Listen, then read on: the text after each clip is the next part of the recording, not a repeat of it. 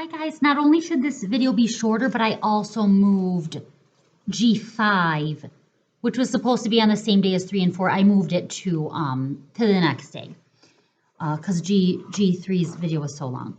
So yeah, we're gonna use calculus to find the locations of this time vertical tangents.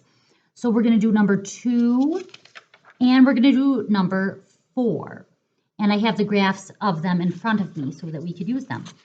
So this is number 2. So we want to find, and you should recognize this probably from the past. We were going to even cover them last year in pre-calc, but the pandemic got in our way. But this is the equation of a circle, okay, with radius 1 and center 0, 0. So here is its graph. And guys, especially the reason I said to use calculus is because in some of these graphs you could just see very clearly the locations where the tangent line would be vertical. Okay, so like here we have a horizontal tangent. We could find that using calculus also, but we're not asked to. And then here we got like more tangents. All right, but it's like on the sides where we have our vertical tangent. So there's a vertical tangent at that location. Okay, which is pretty clear is -1, 0. And then we've got another tangent at this location. Pretty clear that it's 1, 0. But we're going to use calculus to find those things or verify them in any case. So here we go. So vertical tangents. All right, what would a vertical tangent mean about the derivative? So if we're using calculus, remember, as of now, there's going to be a third thing, but if we're going to use calculus, that means that you're either using limits or derivatives at this point. So a vertical tangent, what would that mean about a derivative or a limit? Okay, it has nothing about limits really, but with derivatives, it would mean that the slope, which in terms of calculus means dy dx, or the derivative, is undefined, okay? So we're going to use this to figure out the problem. Okay, so vertical tangent means that the slope or the derivative is undefined at that location. So let's take the derivative of this. So it's 2x plus 2y, y prime equals 0. So we get that y prime is equal to negative 2x over 2y. If it's easy, you know, we might as well simplify. So y prime is equal to negative x over y. All right. So we want this to be undefined. Okay, want undefined. There's two ways, guys, that you could look at this. All right. The way I do it, okay, and the way that I did it when I was learning calculus or algebra also, is I would say, well, a fraction is undefined when its denominator is 0. Okay, so I would like say to myself, okay, well, negative x over y undefined for y equal to 0. Okay, that is a way that you can do it. But then I was thinking another way is you could say to yourself, okay, so negative x over y, I'm not going to put this in the notes, but you could say to yourself, you know that 0 over 1 equals 0, but also, guys, 1 over 0, if you flip that, that's undefined.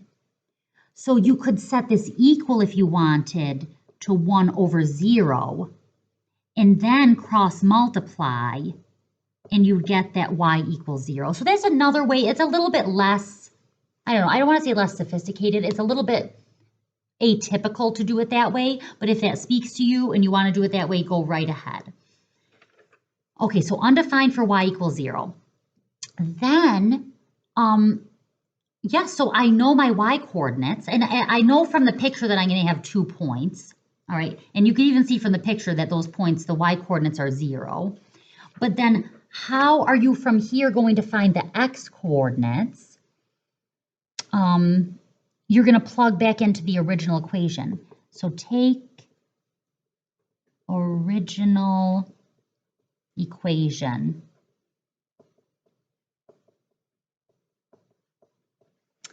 Okay, and then x squared plus blank squared is 1. I'm going to put 0 in for that.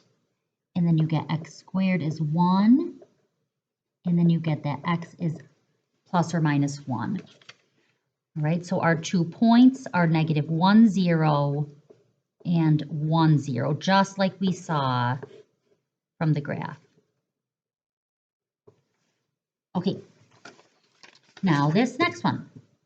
All right, this is number 4. This camera. Come on. Let's see what happens if I go like this. That flips it, great. Okay, so so this one right here, I provided its graph for you. Here's its graph. It's nice to look at the graph and just at least tell from there how many locations we're going to have. So we're looking for vertical tangents. I see where the horizontal ones would be. We'd have 1, 2, we'd have 3 points, 4 points that had horizontal tangents. But then the vertical tangents would be like about here, like about there, and here, and about there and there. Because that's where we'd have vertical tangents, and we're going to use calculus to find them. Now, we're going to need to take the derivative of this equation, and I think this 9 being out front might throw a lot of people off. It is just a constant multiple in front of the parentheses, so if you were to leave the 9 where it is, it would just come down, and then within the parentheses, you would take the derivative. Sorry that the camera is blurry again. Okay, but, you know, that might be a little confusing to people, so you could always distribute first. All right, that's what I would probably do. Okay, so I distributed first, and now I'm going to take the derivative. So this is 4x cubed 18x minus 18y, y prime, right? And I'm going to solve for y prime. Okay, so I end up with negative 18y, y prime equals, and then this is y prime all over negative 18y. Okay, so so we get 4x to the third minus 18x over negative 18y undefined for when the denominator is equal to 0. Oh, so look at that. So again, we're getting a y coordinate of 0. Oh, and I remember this. Okay, I actually was really confused because I thought that this was the y-axis, but this here, if you look at the numbers, which are kind of hard to see, that's the x-axis. I mean, that's the x-axis. Okay, and it's the it's on the x-axis where the y values are 0. So you do the same thing that we did before. You go to the original equation, so you take, because remember the points we're looking for are on the original equation, so that's what you're plugging, whatever you get at the end of this, that's what you're plugging back into. So you take the original equation,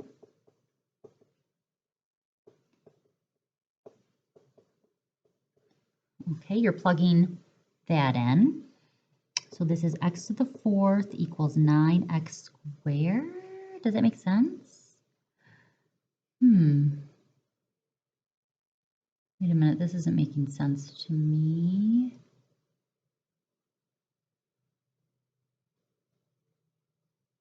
Oh God, I don't want to start over.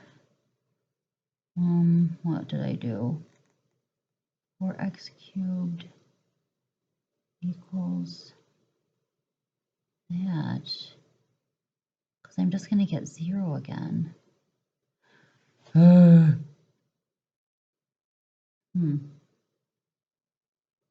Is y 0?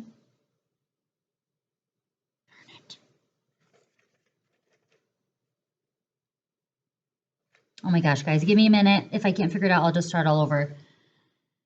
But, all right, so this is the original. I'm pretty, unless I wrote it down wrong. And I got 0 for y, and I'm plugging that in. Oh, I'm perfect. This is fine. Oh my gosh, what was I thinking? Okay, good. All right, so now, you ask yourself, well, what do I do from here? You've got to get everything on one side, all right? So this would be x to the 4th minus 9x squared equals 0. And then I can factor out an x squared. Okay, I could factor out an x squared. And then inside I have x squared minus 9. All right, so you have x squared is 0, x squared minus 9 is 0. So here you have x is 0. Here you have x squared is 9. Okay, but guys, I know very clearly from the graph that I've only got 2 horizontal tangents.